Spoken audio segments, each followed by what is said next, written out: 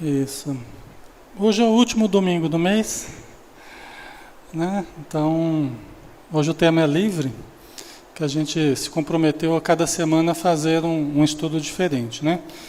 Semana passada a gente falou sobre Joana de Ângeles, a gente fez um estudo do livro Momentos de Saúde, que a gente está fazendo sequencialmente, né? Mas e hoje eu tive vontade de fazer esse tema, né? Que é desse outro livro, Ser Consciente, e também vou pegar um outro livro que é o Amor Imbatível Amor, da Joana de Ângeles, né?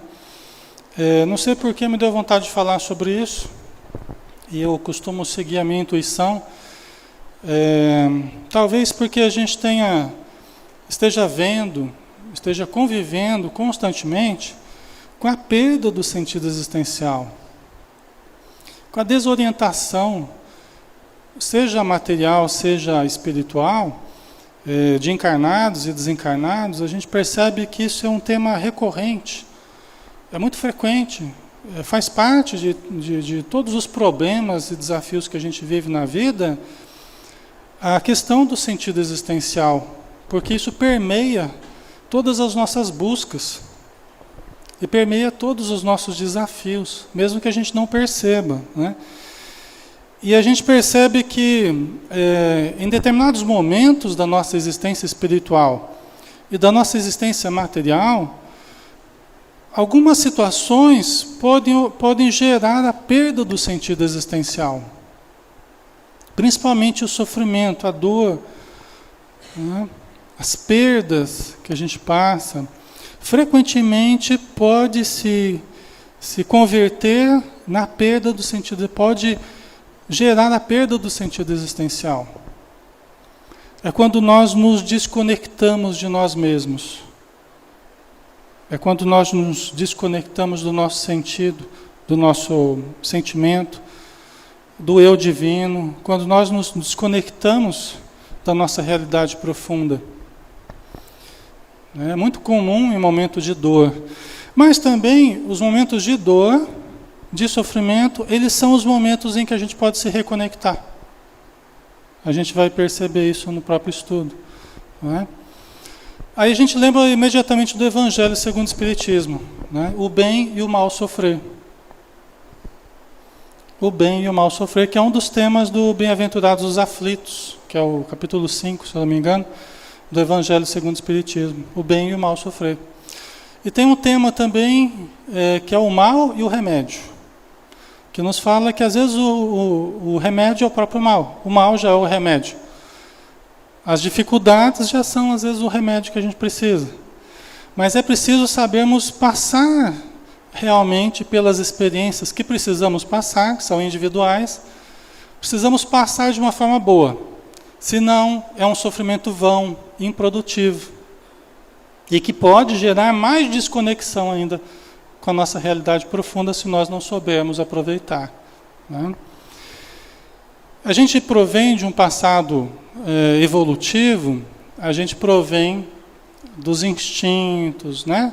Do primitivismo animal, todos nós proviemos dessa realidade primitiva. Emmanuel nos fala sobre isso, André Luiz nos fala sobre isso. Então, essa é a nossa realidade. Nós passamos um largo período na animalidade. Até que a gente foi encontrando a razão, que a gente foi encontrando, né, a capacidade de verbalização, de raciocínio, de planejamento. Nós fomos estruturando o que a gente chama de ego, que é uma parte da nossa mente encarregada de entrar em contato com o ambiente externo. Eu estou usando o meu ego aqui, através dos meus sentidos. Eu estou usando o meu ego para me relacionar com o mundo de fora. Por isso que vocês podem fazer uma pergunta, eu vou analisar, vou responder. Então essa estrutura me permite me interagir com o mundo de fora, né? Só que a gente foi desenvolvendo o ego e as possibilidades do ego, e aí nós fomos inchando o nosso ego. Nós passamos a nos preocupar muito nas conquistas de fora do mundo material, essas conquistas horizontais que a gente chama, o domínio, o controle, a projeção da imagem. Não é isso que a gente vive no planeta? Essas disputas, essas guerras, disputas de interesses, ambições, um querendo puxar o tapete do outro, são problemas do ego. Todos os nossos problemas históricos têm a ver com o ego. Todos os problemas que as religiões já viveram e que foram causa de outros problemas, está no ego a causa. É quando a religião foi permeada pelas disputas e pelos interesses do ego. Então, o ego passou a dominar a nossa vida, passou a dominar os nossos interesses, o nosso tempo, em detrimento do self, que é a presença divina dentro de nós, que é nosso eu verdadeiro, nosso eu profundo, que ficou ali pequenininho, pouco desenvolvido, timidozinho. Então a gente tem um ego muitas vezes pouco desenvolvido e o ego cresceu demasiadamente. Só que o sentido existencial está no self e não no ego. Esse que é o problema. Por isso que a gente vê tanta gente na Terra ou fora dela perdendo o sentido existencial. Porque os interesses do ego passam a ser do sentido da vida. Só que o ego é muito restrito, ele é muito limitado. E ele não vai nos proporcionar a felicidade que nós queremos. Por isso que Jesus muito sabiamente falou, a felicidade não é deste mundo, é desse mundo. A felicidade não é do mundo do ego, do mundo de fora. A felicidade é do mundo de dentro. Tanto que ele disse também no outro momento, o reino de Deus está dentro de vós. O reino de Deus está em vós. Não procureis alhures. Não está aqui e acolá. Ele não vem com aparências exteriores. Aí a questão do ego, O reino de Deus está em vós. Aí ele fala uma série de histórias, de parábolas, O reino dos céus é como uma sementinha que o homem planta no seu terreno. Aí ele vai citando uma série de imagens para que a gente perceba que o reino de Deus está em nós. Ele deve ser cultivado dentro de nós, Então, isso feito essa abertura, essa introdução, a gente vai entrar no assunto de hoje, recuperando o sentido existencial. E aí a Joana de Ângeles nos diz que a experiência de identificação do si, do self, do si próprio, do si verdadeiro, do eu verdadeiro, é um passo avançado no processo de autodescobrimento, de autoamadurecimento. Então, todos aqueles que caminham no sentido interior, de se conhecer, no sentido de se identificar, está caminhando, é um passo avançado no processo de autodescobrimento, de autoamadurecimento. Porque quando a gente fica muito voltado para o mundo de fora, a gente fica muito identificado com as coisas de fora, e passa a sofrer também com os problemas desse apego ao mundo de fora que a gente acaba vivendo. Às vezes o apego ao corpo excessivo, é preciso amar o corpo, cuidar da saúde, preservar, mas quando a gente se apega demasiadamente ao corpo, aí já começa o problema. E futuros sofrimentos, futuras frustrações, porque o corpo inexoravelmente vai mudar. As transformações ocorrerão. Se a gente se apega demasiadamente aos bens materiais, embora eles sejam importantes para a nossa vivência na Terra, mas se a gente exagerar na dose, nós estaremos programando também sofrimentos. Porque os bens, hoje nós possuímos, amanhã nós podemos não ter mais.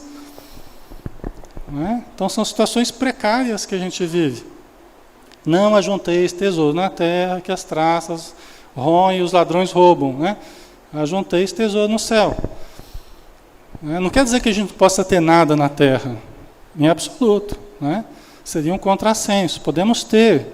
A Joana de Ângeles diz no livro O Evangelho à Luz da Psicologia Profunda que os bens são necessários. Eles proporcionam segurança à família, né? Nós devemos, inclusive, buscar, mas é preciso cuidado, né? Porque se a gente gruda demais nessa busca, a gente acaba também criando dificuldade, né? Então, buscar o autodescobrimento é um passo avançado, né? Em detrimento das buscas de fora. Essa busca interior expressa-se como uma forma de insatisfação em relação ao já conseguido. Os valores possuídos não preenchem mais os espaços interiores, deixando vazios emocionais. Então, aquilo que nos interessava, que a gente tinha grande interesse, já não preenche mais. Né? Às vezes era um astro do rock lá, que eu era fã, eu tinha um fã-clube, de repente aquilo vai perdendo o gosto. Né? Às vezes o futebol, que eu era fanático por futebol, ia a todos os jogos, tal, aí aquilo também já não gera mais a mesma satisfação. Ou qualquer outra coisa, né, relativa ao mundo de fora, ao mundo do ego, que me satisfazia, que agora parece que não está mais suprindo as minhas necessidades. Eu tinha um modo de pensar que parece que não me agrada mais. Não estou me sentindo mais satisfeito com aquele modo de ser ou de pensar, não está mais preenchendo. E aí eu fico me questionando, né? O que eu preciso buscar? O que eu preciso conhecer que eu não estou conhecendo ainda? Então isso vai abrindo espaço para algo além do ego. Não é? Só lembrando, o Felipe está com o microfone ali, quem precisar falar alguma coisa, só levantar a mão, tá? Está aberto a todos podem participar, né? É interativo aqui. Eu até gosto porque eu descanso um pouco também. Uma necessidade de aprimoramento psicológico, superando os formalismos, os modismos, o estatuído circunstancial, nos quais a forma é mais importante do que o conteúdo. O exterior é mais relevante que o interior. Então, quando a gente começa a sentir necessidade de um aprimoramento psicológico, alguém está falando para a gente, você não está agindo bem, você não está sendo legal, você parece que não está muito bem, você precisa buscar ajuda. Quando começam a falar muito isso para a gente, talvez seja a hora da gente parar mesmo e pensar. Porque, embora as opiniões das pessoas elas têm um valor relativo, né, na nossa vida, a gente não pode desconsiderar também tudo que as pessoas falam. E às vezes é um feedback interessante para a gente. Né? As pessoas às vezes estão vendo alguma coisa que a gente não está vendo. Em nós mesmos.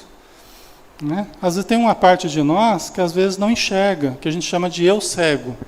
Todos nós temos um certo eu cego. Às vezes maior, às vezes menor. Que é um eu que eu não vejo, que os outros veem. Vocês veem coisas em mim que pode ser que eu não veja. Quanto mais bate, quanto mais se associa como vocês me veem de como eu me vejo, menor o meu eu cego.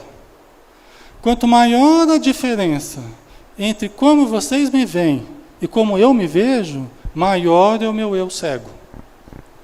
Por isso que é bom de vez em quando perguntar para as pessoas. Né? Tem que ter coragem, né? Mas perguntar para as pessoas, como é que você está vendo o meu comportamento? Como é que você está vendo a minha atitude? A minha maneira de falar, de conviver, né? Aí você perguntou, você tem que aguentar também, viu, pessoal? Não é fácil não, né? A gente tem que ter maturidade, né? Para lidar com as opiniões, às vezes diferentes, da nossa, que podem até nos surpreender. Fala, nossa, é verdade? Você acha que eu sou assim, que eu estou fazendo essa... Eu nem imaginava que você tinha essa impressão, né? Mas pode acontecer. Isso é bom para a gente, porque é informação que chega até a gente. Aí a gente pode trabalhar com essa informação, né? Então, a necessidade de aprimoramento psicológico, né? Ou de superar os formalismos. Eu sigo lá a tradição da família, a tradição da religião, a tradição né, da sociedade e tal, e aquilo já não está me satisfazendo. Porque parece que, em detrimento a essa tradição, eu sinto um anseio tão diferente dessa tradição. Uma vontade de viver o Natal de forma diferente do que se vive, uma vontade de viver, não é? Essas datas, essas tradições de uma forma diferente. Vocês já perceberam isso? Né? Parece que a gente faz tudo sempre igual, né? E aí alguma coisa começa a dizer que não é por aí. Parece que o meu eu profundo está pedindo algo diferente. Diferente na alimentação, diferente na religião, diferente... Não obstante, pode ser que a família, você fale com a família não, está tudo certo. Não tem que mudar nada não, está tudo... Né? Isso é coisa da sua cabeça, é coisa lá do centro espírita que você está indo lá, né? Está fazendo mal para você. Às vezes acontece, né? Então, mas a gente sente aquela necessidade de mudança. Isso é muito importante. É aquela bússolazinha apontando o caminho que todos temos. Todos temos uma agulhinha ali apontando o nosso caminho. Às vezes a gente desconsidera essa bússola, mas ela está lá. É só você começar a observar que ela está apontando o caminho para todos nós, né? Uma incontida aspiração pelas conquistas metafísicas. Quando você começa a ter vontade de conquista espiritual. De repente você começou a descobrir que existe o metafísico, o fora do físico. É tão bonito quando a gente encontra pessoas que estão descobrindo o espírito, descobrindo o espiritual. É uma das coisas mais bonitas que existe da gente ver essa descoberta do espírito. Por quê? Porque a gente está lá vivendo, a gente cresceu e está vivendo aquela realidade do ego, da convenção, das formalidades, do estatuído, não é? E de repente a gente começa através de um livro, através de uma palestra, através de uma conversa com um amigo, de uma situação que você nem imaginava, ou de uma perda de alguém, ou de um fato mediúnico. De repente você começa a ver pessoas, começa a ouvir pessoas fora da matéria, começa a sonhar com pessoas, com amigos falecidos. Aí aquilo começa a apontar para algo que a matéria não te ensinou, né? Que a escola não explicou, que a família não... Até que a religião também evitou de falar, né? E de repente você começa a descobrir que existe o espírito, que existe o self, que existe o eu imortal. A gente começa a descobrir que nós somos imortais, somos indestrutíveis, e que a morte do corpo não significa a morte do espírito, né? A gente fala isso, parece óbvio para a gente hoje aqui, mas o desconhecimento dessa realidade ainda é muito grande. Em torno do planeta, enxameiam almas desorientadas que nem sabem que desencarnaram, nem supõem que já estão na vida espiritual. Tá assim, ó, despeitos que nem sabem que desencarnaram. E talvez vão demorar muito a saber, e talvez até reencarnem de novo, sem terem tido a consciência de que estavam no plano espiritual. Já pensou?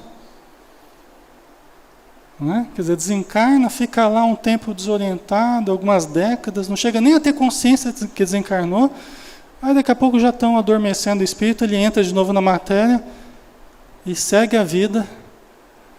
É interessante isso, né? A gente pensar nessa situação, né? Então, face à vigência permanente do fenômeno da morte em ameaça contínua, pois que a transitoriedade da experiência física se apresenta de exíguo tempo, facultando frustração. Quer dizer, diante dessa realidade também da morte, a gente também é chamado a buscar o conhecimento metafísico, o conhecimento espiritual, não é? É constante isso na nossa mente, é constante como pano de fundo. A certeza de que nós vamos morrer fisicamente, não é? É uma certeza matemática, todos aqui morrerão fisicamente, né? Nós não sabemos quando nem como, mas sabemos que todos morreremos. Então, tem gente que, inclusive, pessoal, é tão forte o medo da morte, que às vezes a pessoa se mata com medo de morrer. Sério, é verdade. O número de pessoas que se matam com medo de morrer é tão grande, tanto de forma direta como de forma indireta. A pessoa quer ter o controle sobre o momento da morte, porque é tão grande o medo de esperar, é tão grande esse medo que a pessoa não consegue esperar. Às vezes as pessoas começam a correr em altas velocidades, atravessando sinais fechados, fazendo loucuras aí, né? Um carro na moto. Às vezes o que está por detrás disso é a vontade de provocar a morte e o medo muito grande de morrer. Né? A autodestruição, toda ela, às vezes através da droga, né? Aditiva, aí, qualquer exagero demasiado que a gente faz, está lá muitas vezes um desejo de provocar uma morte prematura. Né? Que às vezes pode ter como causa um medo de morrer e a vontade de controlar a hora da morte. Né? Então, isso também pode gerar uma curiosidade, pode gerar um interesse de conhecermos, né? Entendermos melhor a respeito da vida espiritual. Né? Por isso, no livro Amor Imbatível Amor, né, quando a Joana de Anjos fala sobre o significado do sofrimento na vida, ela diz assim, olha, todos os indivíduos, uma ou mais vezes, são convidados ao enfrentamento, aí não é sem enfermidades, é com enfermidades graves ou irreversíveis, com dramas familiares inabordáveis, com situações pessoais quase insuportáveis, defrontando o sofrimento. Por isso que nós passamos por essas várias situações que passamos, e nenhum de nós vai estar isento, ou tem estado isento disso. Né? Nenhum de nós. Né? Por quê? Porque o sofrimento ele é inerente à vida. Né? Nós não temos como evitar todos os sofrimentos. A gente vê no Evangelho segundo o Espiritismo que existe os tormentos voluntários, que são aqueles que a gente provoca. Então aí nós podemos evitar. Tem pessoas que gostam de sofrer e ficam provocando sofrimento, né? Ficam provocando tormentos para si mesmos. E tem aqueles que são inerentes à vida, que nos promovem o crescimento. São muito importantes, são os que a gente está falando aqui.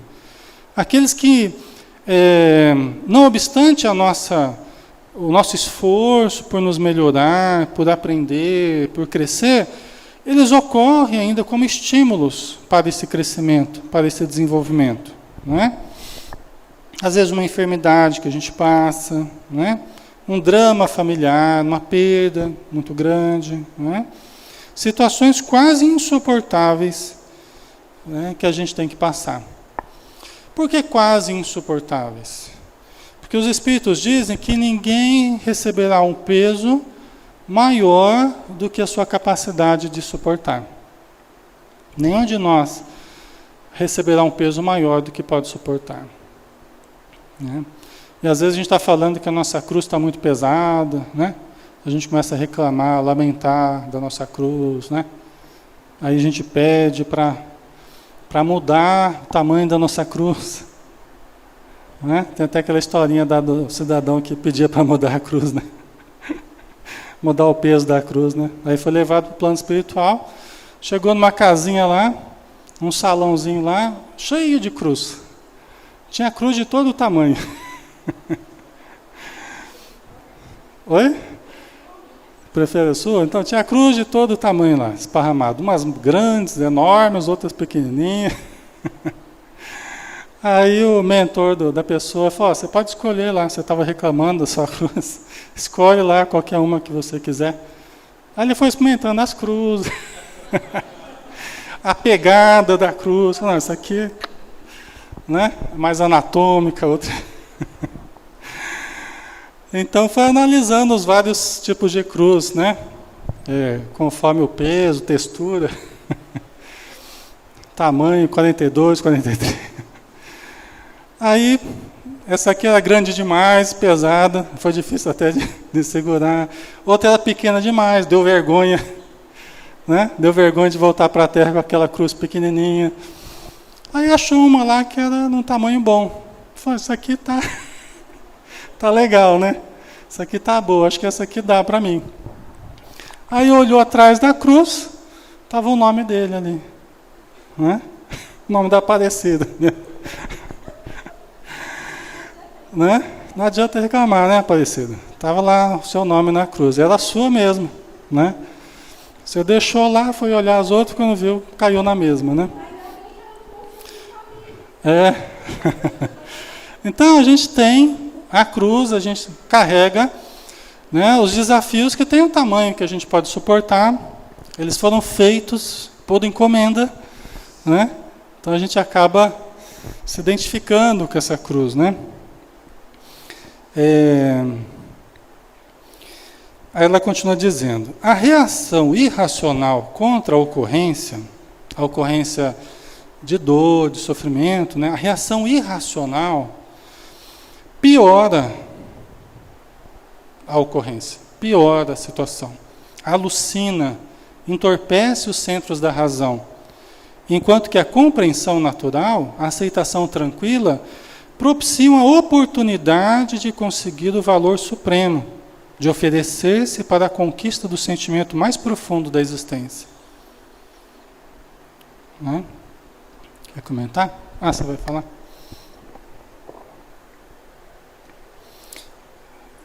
Oi.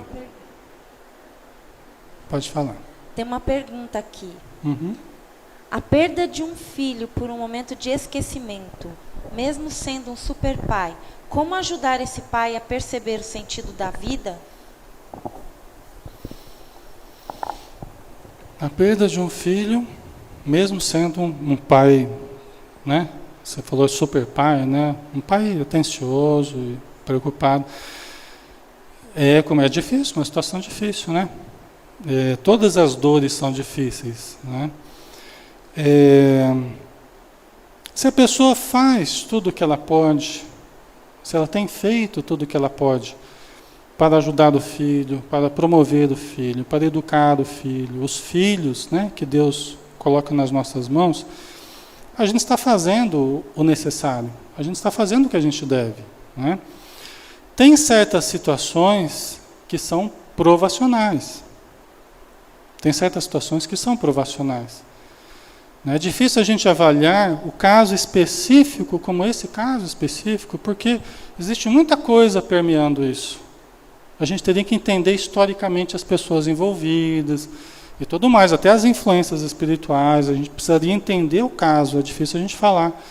Agora, se a pessoa tem feito tudo de uma forma correta, tem agido bem e tal, e no momento de infelicidade que pode ocorrer com qualquer um de nós, né? Acaba perdendo o filho fechado no carro, né? Trancado no carro. Que dor terrível, né? Mas muitas vezes é a prova que a pessoa passa. É a prova. Porque tem situações, pessoal, que parece que por tudo que a gente faça, parece que dá um esquecimento ali, você esqueceu a chave ali, numa hora que não podia ter esquecido, você esqueceu, não acontece isso com vocês? Alexandre, mas esquecer um filho, como é que pode esquecer um filho? Como é que pode esquecer trancado no carro? Não é? Mas será que não é a prova que a pessoa tem que passar? Aquele filho, será que não é o momento? Quantas crianças morrem, não por causa disso, mas quanto morrem por vários outros motivos antes da hora, supostamente antes da hora, né? Mas precocemente, né? Precocemente sem que ninguém tenha feito nada. Então, cada um tem o seu momento. Às vezes uma criança que morre nessa circunstância, pode ser que ela fosse mesmo viver só esses primeiros anos. Às vezes é um espírito que se ausentou da vida no passado antes da hora e vem para uma existência para ser curta. Ah, mas e o pai? Por que ele vai sofrer tanto então? Porque talvez ele é aquele que num passado tenha abandonado deliberadamente um filho, ou tenha sido negligente deliberadamente, ou tenha causado um mal deliberadamente. E hoje, embora ame, embora seja um super pai, alguma coisa fugiu ao controle, alguma coisa o fez esquecer. E passa por um sentimento de extrema dor, né? Essa é uma das explicações possíveis, mas existem várias, dependendo do que estava por detrás desse caso, né? Que é difícil para a gente dizer, tá? Deixa eu ver aqui. Então aqui a gente viu na importância da gente lidar de uma forma racional em cima das ocorrências, não nos entregarmos aos instintos violentos, agressivos, né? Porque eles só pioram mais a situação, não é? Enquanto que a razão busca explicações, busca compreensão, até que ponto fui eu responsável, até que ponto foi o outro, até que ponto era necessário passar por aquilo, não é?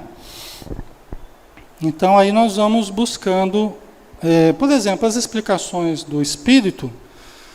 As explicações do Espiritismo são explicações que remetem a gente ao self.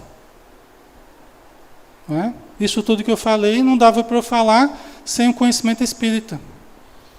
Muitas pessoas sofrem demasiadamente pela morte ou pelas ocorrências fatais que a gente passa, porque não tem o conhecimento da reencarnação, não tem o conhecimento da lei de causa e efeito, não tem o conhecimento da mediunidade e tantas outras coisas, né? Então o sofrimento fica mais acerbo, né? A gente vê, por exemplo, as crianças que fazem evangelização desde pequenas, elas crescem já com uma estrutura de valores, evangelização infantil, espírita, né? Elas crescem com uma estrutura de valores, de entendimento sobre a vida, que a gente percebe nitidamente o modo diferente delas lidarem com a morte. Elas lidam com a morte, com as perdas, de uma forma muito, muito melhor do que sem a informação, não é? Porque elas conseguem compreender, a mamãe, né, o papai, o irmãozinho, está vivo. Né? Eles estão vivos, eu não tenho mais a presença física, mas eu sei que eles estão vivos, porque eu aprendi a pensar dessa forma. Né? Então isso ajuda muito a lidar com o sofrimento.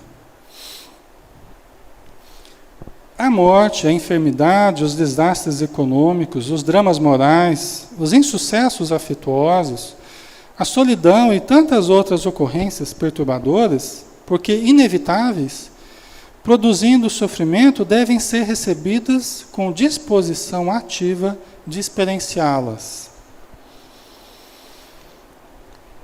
A gente não deve ficar brigando contra a dor. A gente não deve ficar lutando contra as ocorrências negativas. Nós não devemos ficar tentando impedir o percurso da dor. A dor, ela tem o seu curso. Toda vez que a gente tenta impedir o curso do sofrimento, o curso da dor, a gente cria bloqueios na vida que nós teremos que desfazer depois. Em algum momento nós teremos que desfazer desses bloqueios. Às vezes a gente tenta se desconectar para não sofrer. Lembra que eu falava no início que os sofrimentos podem gerar desconexão quando eu não sei experienciá-los da forma correta? Então é isso. Às vezes, para não enfrentá-los, eu posso até me alienar. Muitos casos de loucura é uma decisão íntima da pessoa de não enfrentar a realidade, de não enfrentar a dor. A pessoa prefere se alienar do que enfrentar a realidade. Muitos casos de loucura são isso, se não a totalidade, ou a quase totalidade. Né? Então, tem o seu percurso. Nós temos que deixar o rio seguir o seu curso. Lutarmos contra a dor, né, faz com que nós não aproveitemos o que ela pode proporcionar. Quando você tem um câncer, por exemplo, é lógico que você vai buscar dos recursos médicos, não é? quimioterapia, radioterapia, todas as terapias que você achar por bem e que o seu médico também orientar, né? Mas você pode usar também a visualização terapêutica, a meditação, a oração, a leitura elevada, pode tomar o passe, que ajudam a dar força. Todo esse processo de busca de saúde, não é que você está lutando contra a dor. Você está trabalhando pela saúde. Mas intimamente, se você aceitar daquele momento e retirar todas as coisas boas que você pode retirar daquele momento, você não está lutando contra a dor. Você está aceitando e deixando a dor cumprir a sua função. Você está tirando proveito da situação, o que é ótimo, né? Lutar contra a dor, nesse caso, é ficar negando a realidade, é ficar brigando consigo mesmo, é ficar amaldiçoando a vida, é ficar se revoltando com Deus. Isso é lutar contra a dor. Isso é não aceitar a dor. O que pode, inclusive, agravar o caso, né? Agravar o problema. Tá? Para alguns desses acontecimentos, palavra alguma pode diluir os efeitos. Né? Alguns desses problemas que as pessoas passam, a gente pode chegar e falar um monte de coisa para a pessoa e não surtir efeito algum. Vocês já lidaram com essa situação? Às vezes tem situações que a gente não tem nem motivação para falar alguma coisa. Porque parece que você sente que qualquer coisa que for falar é inconveniente. Não é? Até em respeito à dor da pessoa, parece que o silêncio é a melhor coisa que a gente pode fazer. Não em todos os casos, né, pessoal? Mas tem certos casos que a dor é tão excruciante que não tem o que falar. Às vezes a gente pode abraçar a pessoa. Né? O que a gente pode fazer é demonstrar que está ali perto, é segurar a mão, abraçar. Né? E às vezes aquela permuta energética, vibratória, é o que a gente pode fazer. É a ajuda silenciosa que a gente pode dar. Às vezes, orar pela pessoa, para que ela tenha forças para lidar com aquela dificuldade. Porque é um processo muito íntimo, é muito particular da pessoa, e eu não vou conseguir passar por ela, ninguém vai passar por ela. Ela terá de passar sozinha, porque essa experiência é dela. Não adianta eu querer sofrer pela pessoa, ou sofrer tanto quanto a pessoa. Né? O melhor que eu faço é ficar bem para dar apoio, mas lembrar que isso está tendo uma função dentro da pessoa, uma função de reconstrução e de reconexão com ela mesma. Às vezes a gente está tão duro, às vezes nós estamos tão duros perante a vida, tão duros, impermeáveis, inflexíveis, impiedosos até, que pode surgir uma dor muito grande para nos fazer amolecer o nosso coração, abrir espaços, nos reconectar, chorar. Às vezes há quanto tempo que eu não chorava? Há quanto tempo que eu não me permitia sentir emoções, sentimentos mais profundos? Aí vem a dor, que é aquela dinamite para abrir o buraco na rocha. Né? E a gente lamenta, mas às vezes é a solução necessária. E se é a solução necessária, se o mal é o próprio remédio, ora, quem sou eu para acusar esse remédio, ou para condenar desse remédio, né? Se é o remédio salvador. Assim como as tempestades renovam a vida, por mais difíceis que elas sejam, a gente tem tido exemplo de como que as dificuldades atuais, aí, como que elas nos deixaram mais próximos, né, uns dos outros, como as pessoas ficaram mais solidárias, né, ajudando umas às outras. É assim, pessoal.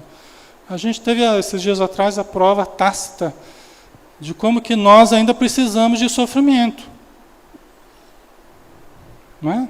Eu não queria que fosse assim, vocês também não. Mas não é o que a gente acaba concluindo, né, Dona Maria? Que a gente ainda precisa, porque nós somos osso duro de roer. Vocês não, eu sou. Todos nós, né? Nós somos ainda difíceis. Não é? E às vezes, se não é essas coisas, se não são essas coisas mais complicadas na nossa vida, a gente não para também para sentir, para pensar, para se colocar no lugar do outro. Não é? O que é piedade? Quando que a gente se apiada de alguém? É quando a gente é capaz de sentir, tentar sentir o que o outro está sentindo, tentar se colocar no lugar do outro. É quando a gente começa a levar o outro em consideração, porque antes eu só levava eu em consideração. Mas aí quando você vê o sofrimento do outro, puxa vida, né? Aí começa a surgir esse sentimento que é a piedade, né? Que é a irmã da caridade, como diz o Evangelho. A melancólica, mas a celeste é a irmã da caridade. Porque ela nos predispõe, irmã ou mãe da caridade, não lembro. Porque ela nos predispõe, não sei qual que é o parentesco dela, mas o parentesco é bom, né? Porque ela nos predispõe à caridade. Ela abre espaço para a caridade, né? Enquanto que tem outras coisas que nos bloqueiam para a caridade, o sarcasmo, a ironia, o deboche. Hoje tão em voga, né? Diante do sofrimento, às vezes as pessoas ironizando, as pessoas... Não é? O que é isso? É aquele medo de sentir, é aquele bloqueio do sentimento. Então, quando eu vou sentir alguma coisa, quando eu vou me deparar com o sofrimento de alguém, aí eu uso o deboche, a ironia, o sarcasmo, e aí aquilo desvia, né? Não faz com que eu sinta. Ao invés de sentir e me mover para ajudar, eu dou risada, tiro o sarro da pessoa. Olha lá, a pessoa não sei o quê. Não é? A gente não vê muito isso hoje. Não é? Então são os bloqueios que a gente vai criando, né? Às vezes uma atitude bastante perversa. Não é? Eu lido com espíritos, nos processos obsessivos, espíritos que adotam uma atitude altamente perversa.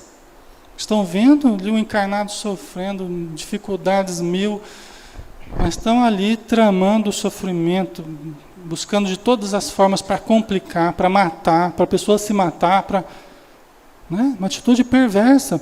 Está certo que por detrás dessa atitude perversa existe a dor do que eles sofreram, foram torturados, do que aconteceu e tal, e que hoje adotam essa atitude, né? De sentir prazer na dor, prazer no sofrimento, que é um prazer doentio, né? Mas isso tudo precisa ser tratado, né? Então tem alguns que por vezes aceitam a necessidade de tratamento, outros perduram, às vezes por tempos indeterminados aí, né?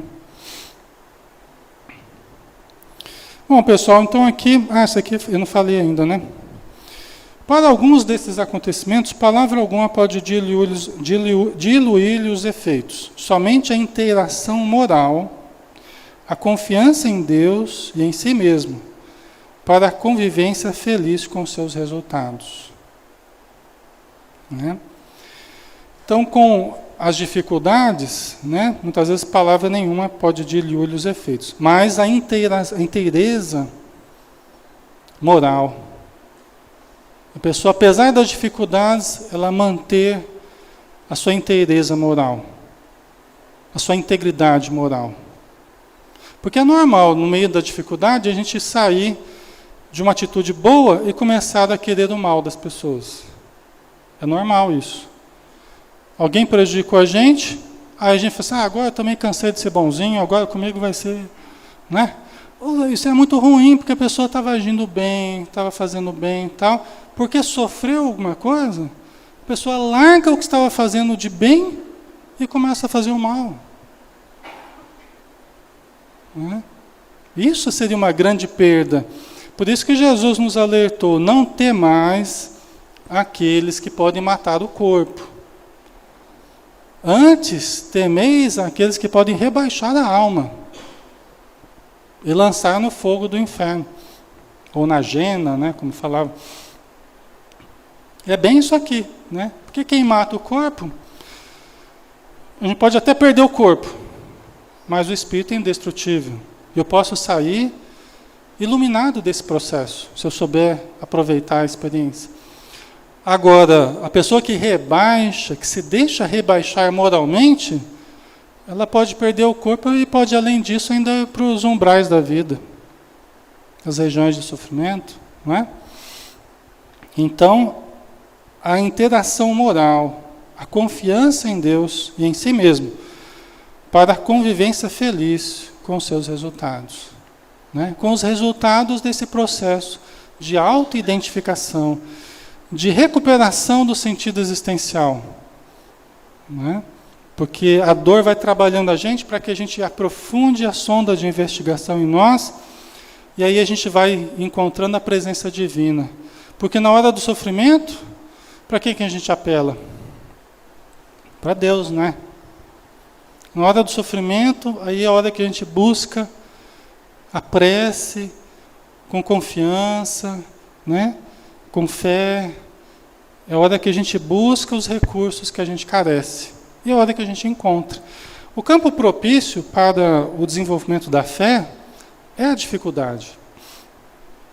O campo em que a gente mais desenvolve a fé é a dificuldade. Né? Quando tudo vai bem, a gente pouco cresce, a gente pouco se desenvolve. Agora, no desafio, na situação crítica, é quando a gente cresce espiritualmente. Né? Ok? Pessoal, vamos então finalizar por aqui. Eu vou convidar todos então para fecharmos os nossos olhos e buscarmos o mundo interior, nosso mundo íntimo.